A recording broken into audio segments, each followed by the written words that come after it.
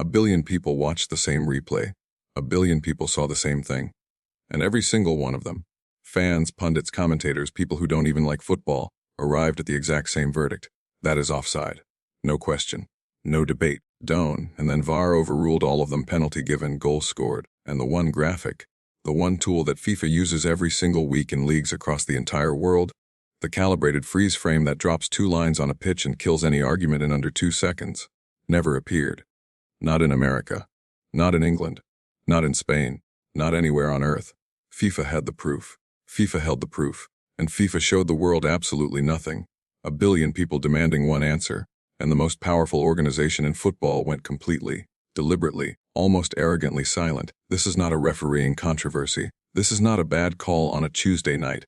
This is the World Cup, the biggest stage on earth, opening week, maximum audience, maximum spotlight. And FIFA just torched it, live, in front of everyone. If you want World Cup coverage that calls out what others won't, subscribe right now, hit the bell. This is Football Untold, we tell it all. Every single time. Qatar versus Switzerland. Levy's Stadium, San Francisco Bay Area. First week of the biggest football tournament on the planet. And it's not even halftime before the whole thing explodes.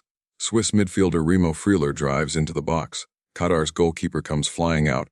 Contact is real, it's clumsy, it's a fall. Referee points to the spot without hesitation. Fair enough. On the contact alone, you give that every day of the week. But then the replay hits. And the moment that footage rolls back, frame by frame, slow motion, crystal clear, something is very, very wrong. Freuler, before any contact happens, before the keeper is anywhere near him, appears to be in an offside position. Not by a centimeter, not by a toenail, clearly, visibly, undeniably. VAR steps in. Stadium monitors light up, the check is lev. Fans hold their breath, millions at home lean forward. Decision comes back, onside. Penalty confirmed, Briel Embolo scores. And then the entire world waits for the line. You know the graphic. You've seen it 1,000 times. 2 colored lines, frozen frame. 1 line on the last defender, 1 line on the attacker. Generated by semi-automatic offside technology. Cameras tracking every player in 3 dimensions, frame by frame, millimeter by millimeter.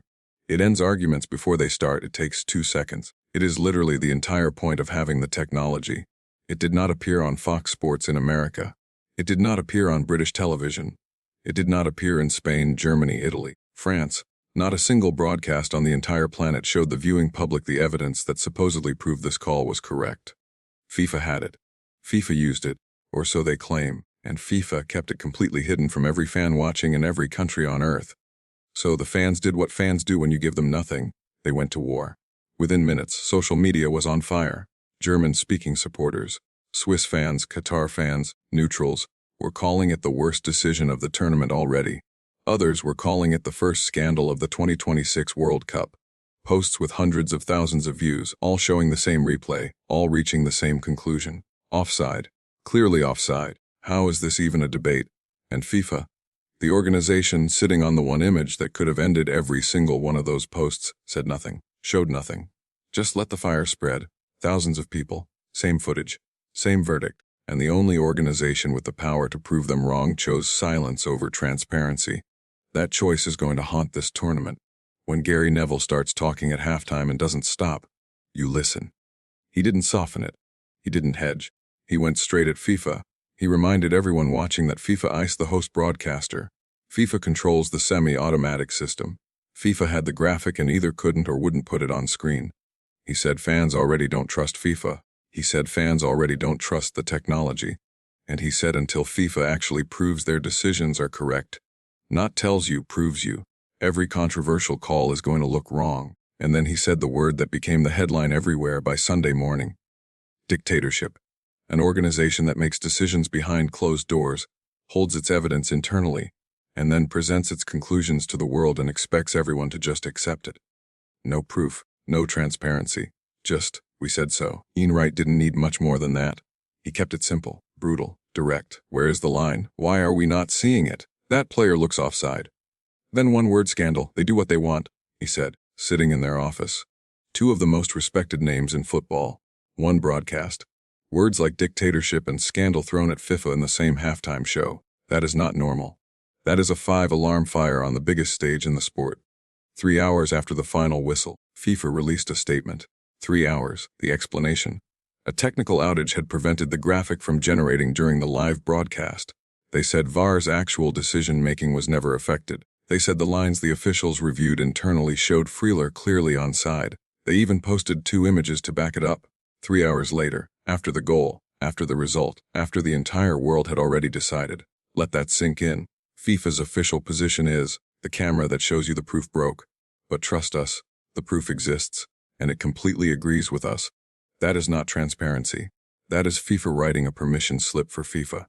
Because here is the brutal reality of that statement. If it is completely true, if this was genuinely a random technical failure, that is somehow more alarming than a cover-up.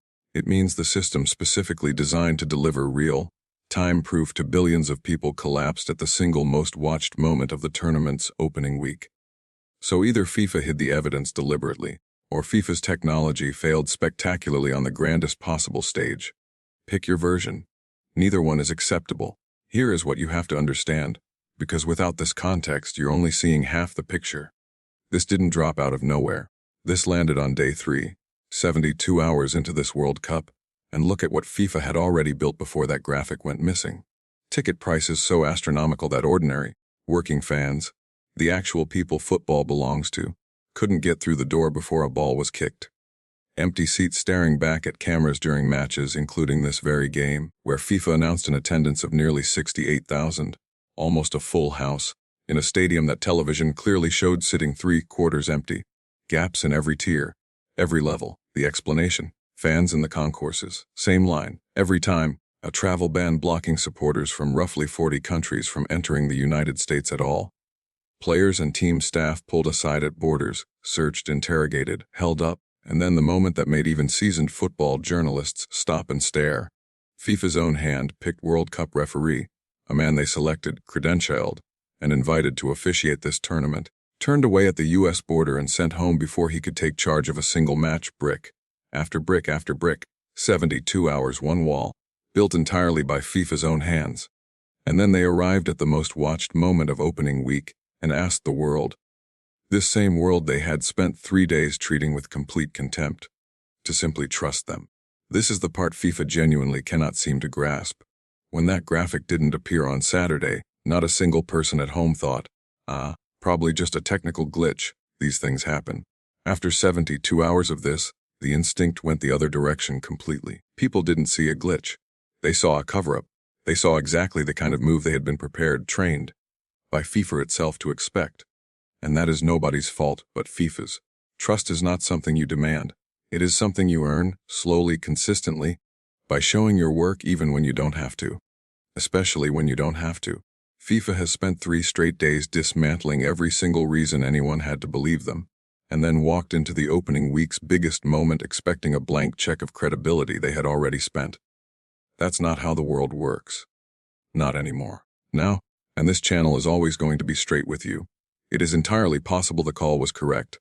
VAR technology is real. Semi-automatic offside is genuinely sophisticated. The technical failure could be exactly what FIFA says it was. All of that can be true simultaneously. But that is exactly what makes this a catastrophe rather than a controversy. FIFA had one job in that moment. 1. Show the line. End the argument. Move on. They couldn't do it. And they had already spent 3 days burning every last bridge that would have allowed anyone to give them the benefit of the doubt. When you have made yourself the villain of your own tournament, you don't get to suddenly play the honest narrator. The audience doesn't owe you that. Not after this week. Qatar grabbed a late equalizer to claim the first point in their World Cup history. Think about that for a second. A nation stepping onto the World Cup stage for the very first time, fighting back, earning a result against a European side. That is a genuinely incredible story. The kind of moment this tournament is supposed to produce.